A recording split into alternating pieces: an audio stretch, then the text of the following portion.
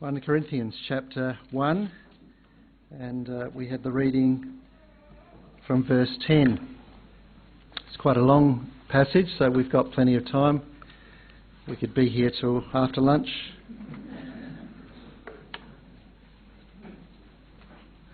Paul is addressing a very practical problem. There was quarrelling in the church. What was happening, it appears, was that numbers of the believers were lining up behind their particular Christian hero and falling out with each other. There was factionalism. Party politics was threatening to divide the church. Some of us would have remembered the Big Fat Greek Wedding, the film. There's a great line in that movie. I think it's the father of the bride says that there are only two types of people, them that are Greek and them that wish they were.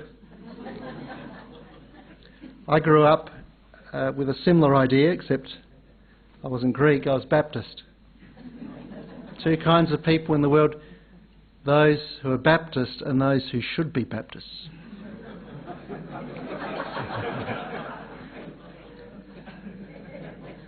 No one else wants to own that prejudice. I remember after I was baptised, we went to a Uniting Church gathering on the Sunday night, and they all laughed at what I had just done, which offended me greatly. And from that moment on, I didn't think well of the Uniting Church, except Margaret, who came from the Uniting Church. And my mother was Methodist, so there was at least two that weren't too bad. Well, it wasn't denominationalism that was tearing or threatening to tear the church apart at Corinth, but it was certainly following personalities and lifting up one teacher over the other. Paul appeals to them as brothers to agree with one another so that there may be no divisions among you, and that you may be perfectly united in mind and thought. It sounds like heaven. Actually, a verse from the hymn we just sang spoke of that wonderful harmony. And it sounds like if you get two people together, you've got disagreement, haven't you? How could you have a perfect unity in mind and thought?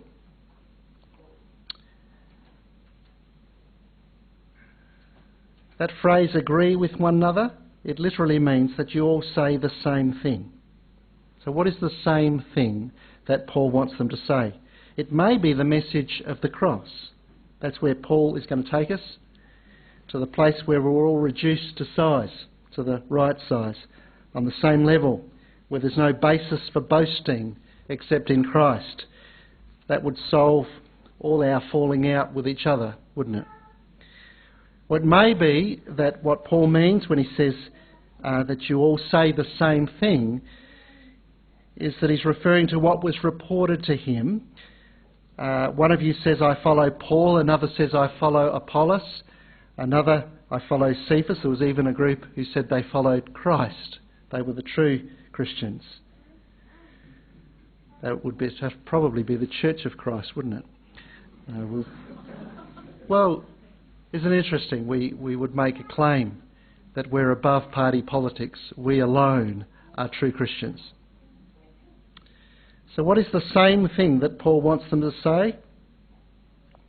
They're all saying different things, and it's tearing them apart. He's begging them, he may be begging them to stop identifying their favourite preacher and instead to agree with one another in what they say about Christ, that they belong to Him, that they are one in Him and because of Him. That would restore perfect unity in mind and thought, not total agreement on every point of doctrine or biblical interpretation, but a oneness of mind, because we would know we have no basis for boasting. It is all because of God that we've been called into fellowship in His Son. So the answer to political rivalry is to go to the place where God has dealt with all our foolish pride and jostling for power and for position. It's to go to the place where He has shown us what true power looks like.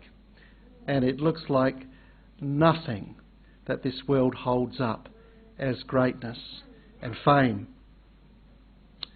This was no minor problem that Paul is dealing with at Corinth. This is only the first of many issues that Paul addresses in 1 Corinthians. But the quarrelling that he refers to was more than just a few minor disagreements.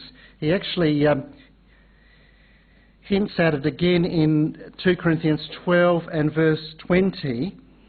I'm afraid when I come, I may not find you as I want you to be, and you may not find me as you want me to be. I fear that there may be quarrelling, jealousy, outbursts of anger, factions, slander, gossip, arrogance, and disorder. Not a happy place to be on a Sunday morning. Another place he says that your meetings do more harm than good. It's like saying it would be better if you stayed home and didn't go to church, didn't come together.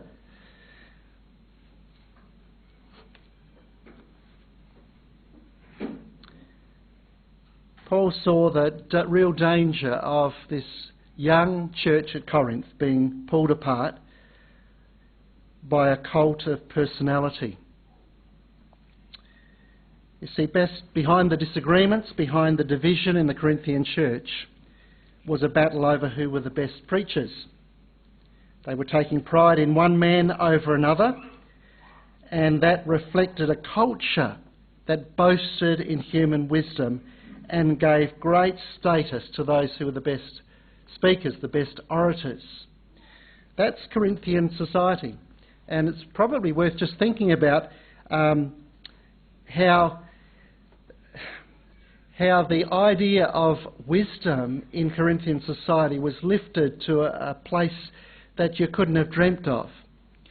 Although it'd be interesting to look at our society from another culture and to see what we have lifted up in ways that seem ridiculous if we were objectively looking at how we live and what we think is of value. In Corinthian society, their favourite heroes, they weren't sporting legends or movie celebrities. They drooled over their beloved orators, their professional speakers who could entertain the crowds with clever logic.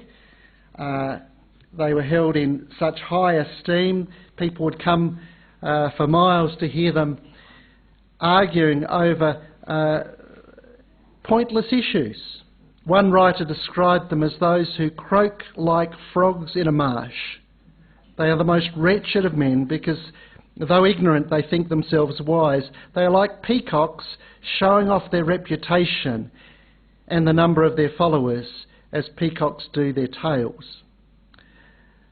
So these heroes and their fans were after fame and reputation. And that's what was happening outside the church. That's where the Corinthian believers had come from. What was happening inside the church? They were doing the same thing. There was very little difference, only different heroes. Instead of secular heroes, they had their favourite Christian teachers. So the destructive competition that was prevalent in Corinthian culture had been brought into the Christian community. Again, it might be helpful to think about the things that we bring with us from our surrounding culture. Are we that different than the average Aussie in what we lift up in our hearts and minds, in what we take pride in what we boast of? Some said they followed Paul. You'd think Paul may have felt flattered by this support. It's good to have a good pat on the back by the congregation after you've preached. Finally, someone appreciates my preaching. You can imagine Paul thinking. Paul was appalled. He wasn't happy at all. Is Christ divided? Verse 13, was Paul crucified for you? Were you baptised into the name of Paul? Verse 17, Christ didn't send me to baptise, but to preach the gospel, not with words of human wisdom, lest the cross of Christ be emptied of its power. Not with words of human wisdom. Paul would not rely on human cleverness or brilliance to proclaim the gospel. He totally rejected the temptation to take up the techniques of sophisticated Corinthian society to impress the crowd. He wouldn't entertain his listeners by clever persuasion or entertaining logic. Again in 2 Corinthians 4 verse 2, rather we've renounced secret and shameful ways. We do not use deception, nor do we distort the word of God. On the contrary, by setting forth the truth plainly, we commend ourselves to every man's conscience in the sight of God. He knew if he fell for that temptation to go the way of Corinthian high society, he would gut the gospel of its power. A reliance on human brilliance, even brilliant preaching, would cause people to put their trust in people rather than in Christ. The exact opposite of what the message of the cross comes to accomplish. Paul would not dress up the message of the cross with brilliant human wisdom for fear that he would empty the cross of Christ of its power. Paul didn't want to show how great he was. He wanted to show how great Christ was. There's a beautiful line in the film Amazing Grace, the story of, it's Wilberforce, isn't it? But John Newton has a part in that film. And they quote a line that is actually attributed to John Newton when his health broke down in the last 2 years of his life. He told his friends, "My memory is nearly gone, but I remember two things, that I am a great sinner and that Christ is a great Saviour." And Paul had the same conviction. In Ephesians he said, "Although I'm less than the least of God's people, this grace was given me to preach to the Gentiles the unsearchable riches of Christ." There was nothing great about Paul. Paul knew he had no power as a preacher to save them.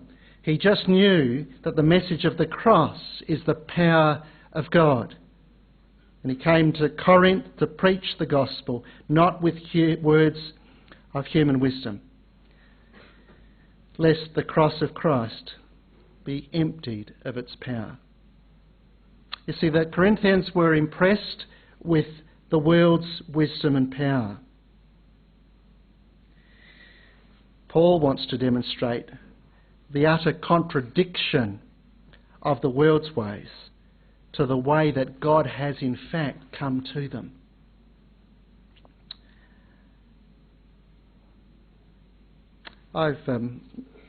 It's very interesting listening to the speeches of politicians as you think back of either the President's inaugural speeches or other Prime Ministers around the world, and some of the things they claim and the power in which they can whip up the enthusiasm of those who have voted them to power and to give them a new hope that they could bring in a new day. And it's what we just keep on voting for the next one who can convince us that they will actually bring in the goods. And yet there's an ongoing cynicism, isn't there? And we're just in the end led by the media to bring one down and lift another up for just a short time. But if all they've got is words and hopeful policies, it seems to bring no true salvation. Even if they could bring a better society, then it still is not the salvation that the human heart needs, the restoration to God. I've been reading a book that claims that science can actually produce the values, the ethics by which the world community can live by. Not answer all the questions, not bring perfect agreement on every moral issue, but bring a core set of values, that science can actually discover that core set of values. And we do not need any reference to a God who has shown his way to the world. Science has discovered antimatter recently, or they've always known it, but they're able to actually look at it for a brief time. And this is going to unlock the secrets of the universe. Can you see the claims of man? It's not that human intelligence and even wisdom in itself is to be totally rubbished, but when it's lifted up in its claim to bring in salvation of some kind to the world, then we need to see that it has nothing. It is weak and it is pointless. It is the gospel that is the power and wisdom of God. And Paul is going to demonstrate the contradiction of God's wisdom against human wisdom by showing the weakness and foolishness of the message, the weakness and foolishness of the people he has chosen, and the weakness and foolishness of the preacher. So, in verse 18, for the message of the cross is foolishness to those who are perishing, but to us who are being saved it's the power of God. For it is written, I will destroy the wisdom of the wise, the intelligence of the intelligent I will frustrate. Where is the wise man? Where is the scholar? Where is the philosopher of this age? Has not God made foolish the wisdom of the world? For since in the wisdom of God the world through its wisdom did not know him, God was pleased through the foolishness of what was preached to save those who believe.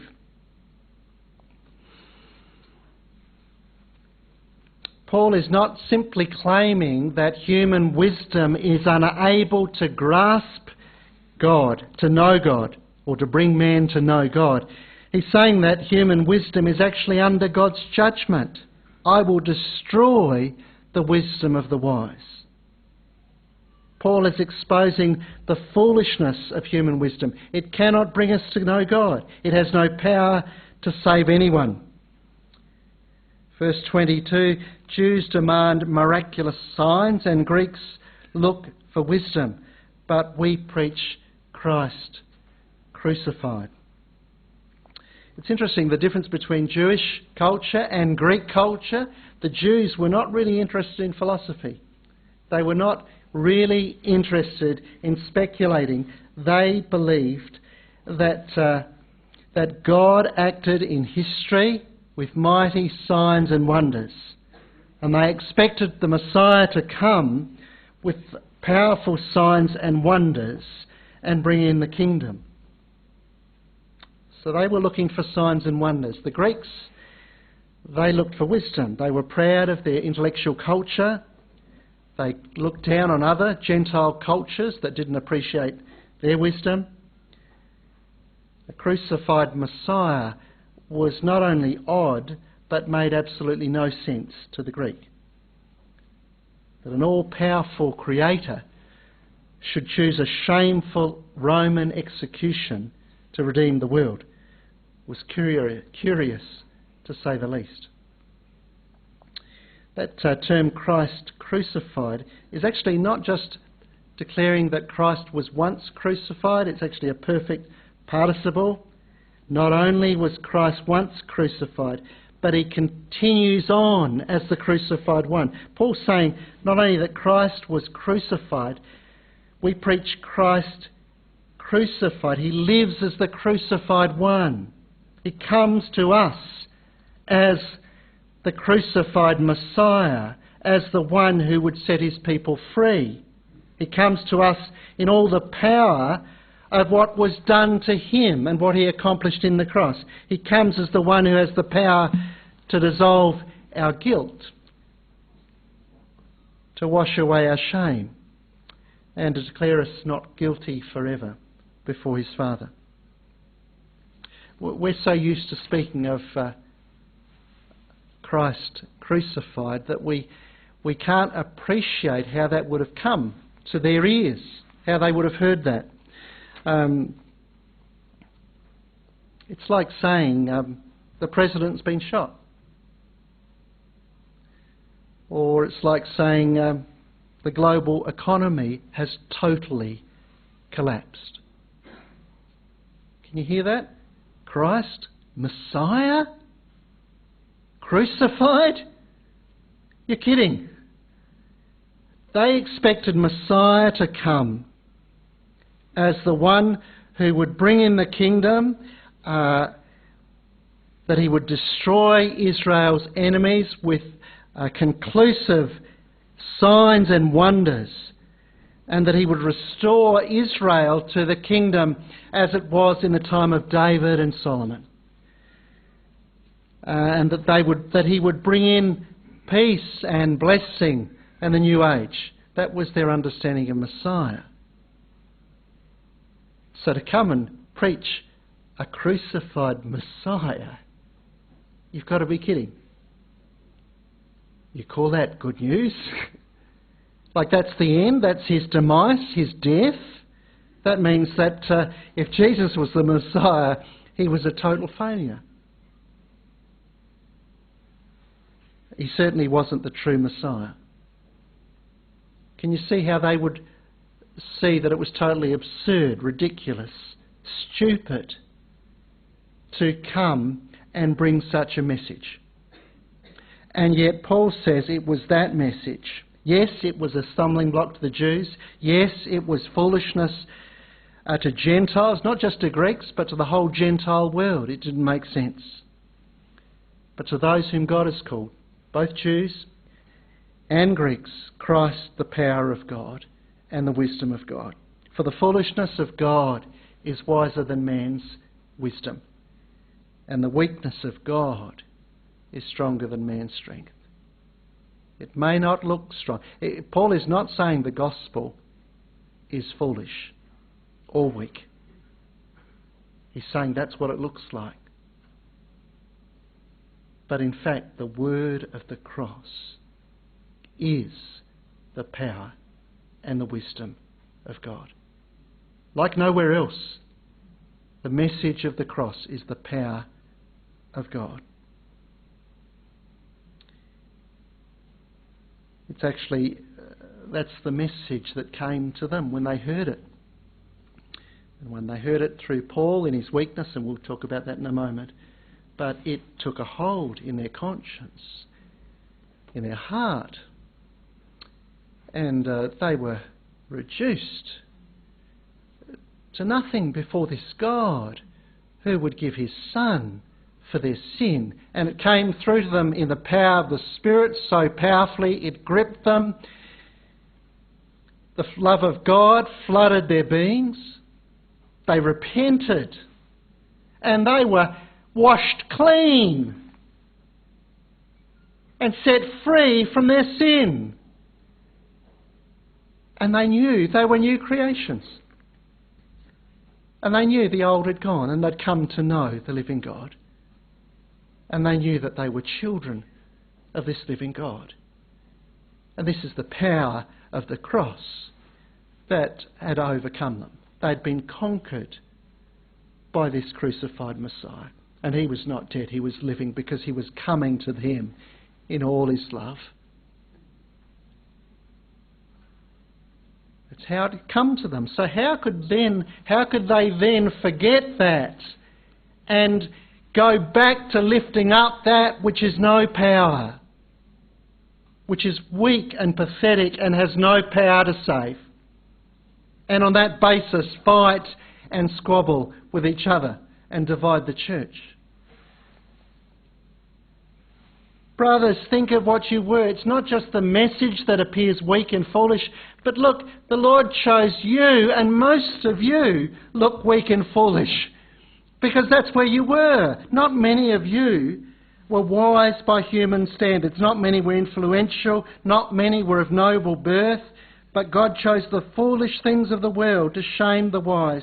He chose the weak things of the world to shame the strong. He chose the lowly things of this world and the despised things and the things that are not, to nullify the things that are, so that no one may boast before him. So the very people he chose, certainly there would have been some who would have been noble, upper class, some who were wise, who responded to the gospel. But Paul knew that most of the Corinthian church were made up of nobodies, whom God had taken up into his purpose. And this was his plan, that he would take up those who are nobodies and make them someone in Christ. And he would, and those who thought they were somebody had no place. Unless they were willing to step down, there was no lifting up before God in Christ. It is because of him that you are in Christ Jesus, who has become for us wisdom from God. That is our righteousness, holiness, redemption.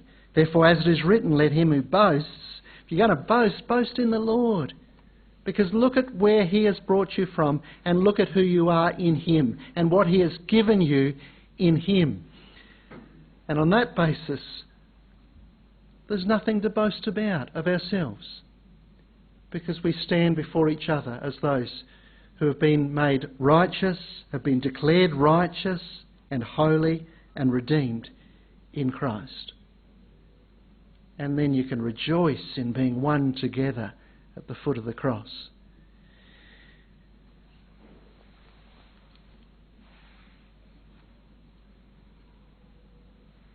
It's interesting that the church had become an opportunity for nobodies to become somebody. That's how many of them were operating in the church.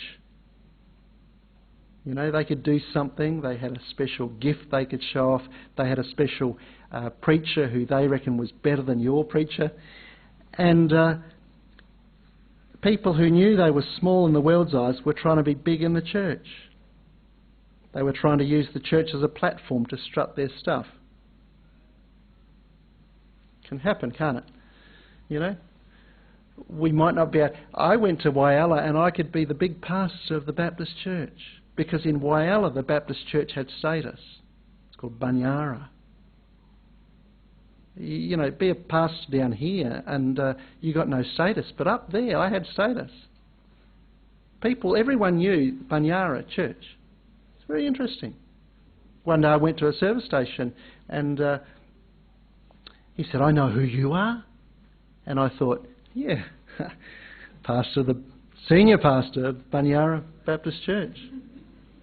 He said, "I know who you are. You're the goat man of Whyalla." Because I had baby goats I'd found at the Flinders Ranges.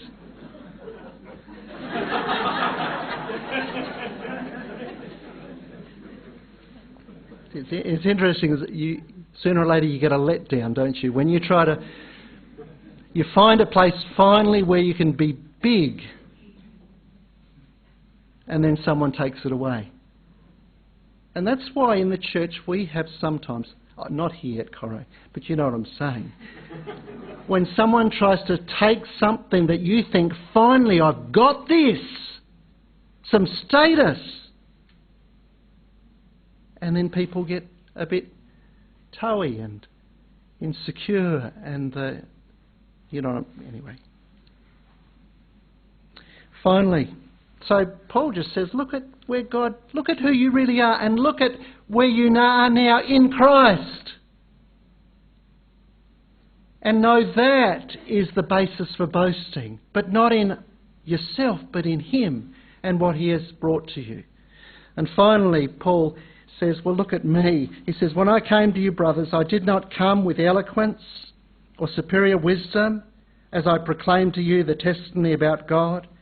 For I resolved to know nothing while I was with you except Jesus Christ and him crucified. I came to you in weakness and fear and with much trembling. My message and my preaching were not with wise and persuasive words, but with a demonstration of the Spirit's power, so that your faith might not rest on men's wisdom, but on God's power. You see, Paul himself, as he came to Corinth, he remembered that he certainly rejected the way of eloquence and superior wisdom. He came declaring the testimony of God, not human opinion, but divine truth. God's testimony about himself and what he had done, and his testimony about his Son. He didn't want to bring anything to the Corinthian situation except Christ and him crucified. He would not back off from preaching the full gospel. I suspect that in many churches that's what's happening. They believe in Christ crucified, but to actually declare the full message of the cross is too offensive. And so we back off from it. A crossless gospel was a gospel without power and not the true gospel. Paul did not come to Corinth to impress them with his ability.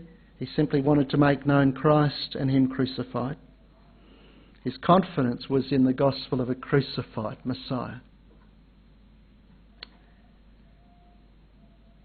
But he was confident that such a message would actually change people's lives and restore them to God and to sanity.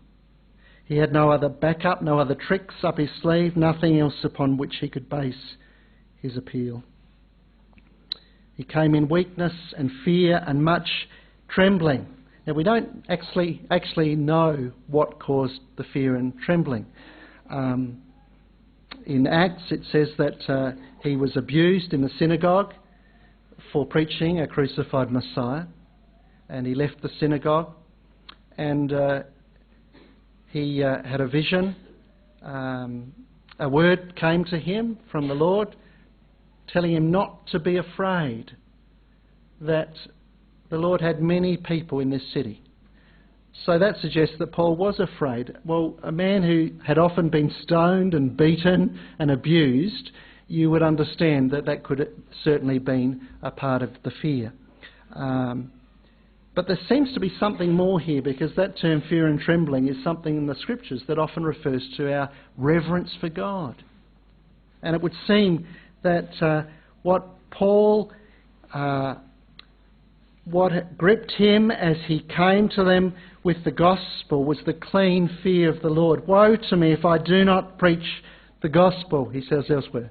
In other words, he's under compulsion to fulfill a holy duty, and he felt weak and shaky under the weight of what he had been called to do.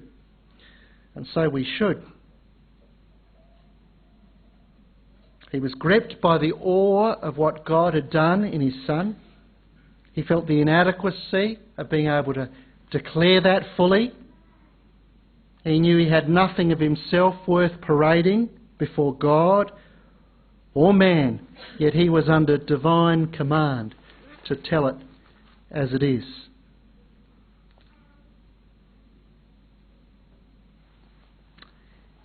Some years ago I was about to preach in a church, and we normally had a prayer time beforehand, but the other pastor wasn't there, and only one elder turned up. And I said, I've forgotten that dear man's name, but I said, would you pray for me? And he looked at me, and then he prayed, and he prayed. He had a gift of just praying in a way that you felt you were right there in the presence of God, and his one man just speaking to his Father. And he prayed for me in a way that just strengthened me for the preaching ahead. And a week or so later he came to me and said, John, didn't know why you wanted me to pray for you like that. Because he saw the desperation, my need to have someone pray. And he said, I thought about it. He said, I realised it must be hard for a sinner to preach the gospel. Thank you, brother. But he was right. And he was a dear elder who also was a sinner who knew it. And he knew the grace of God. So here's a failure of a preacher, Paul coming, not looking particularly wise or sophisticated in the way he proclaimed the gospel. And he's got a failure of a message, a crucified Messiah. And many of the people he's speaking to are clear failures. They're nobodies. And in all that, God is bringing us down to size and lifting up the glory of his wisdom and power in bringing his Son into this world to be nailed for crimes not his own and to wear the shame of borrowed sin because he had nothing that he had done wrong before the Father. This is the message that saved, and this is the great message that Paul longed to bring them. He brought it with a demonstration of the Spirit's power. Did he perform any signs and wonders? Certainly Paul in other places certainly did. But it may simply have been the falling of the Spirit in great conviction upon the listeners as he proclaimed. And it may have been simply the evidence that in this weak preacher something was burning that was not of man but of God. And that's what gripped their hearts, so that their faith might not rest on men's wisdom but on God's power.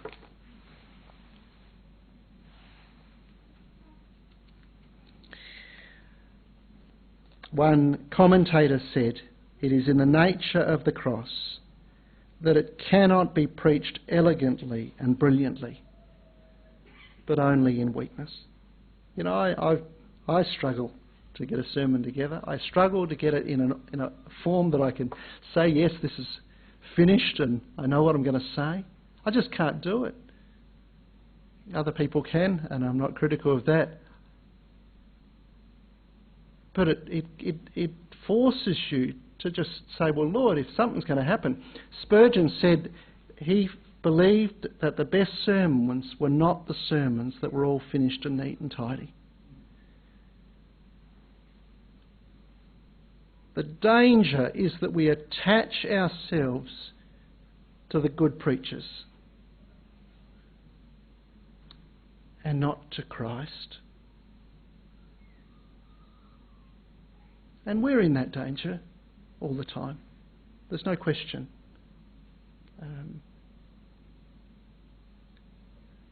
And then we can look at others and say, well, there's only two kinds of people.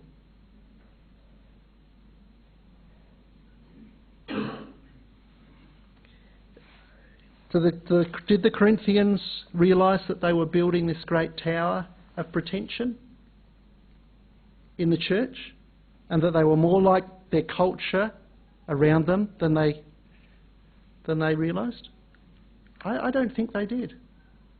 And I think Paul had to bring it to them in this way to open their eyes to their pride, their foolishness, their pretension, so that tower could be dismantled and that they could sit humbly together in one heart and mind before the Father and adore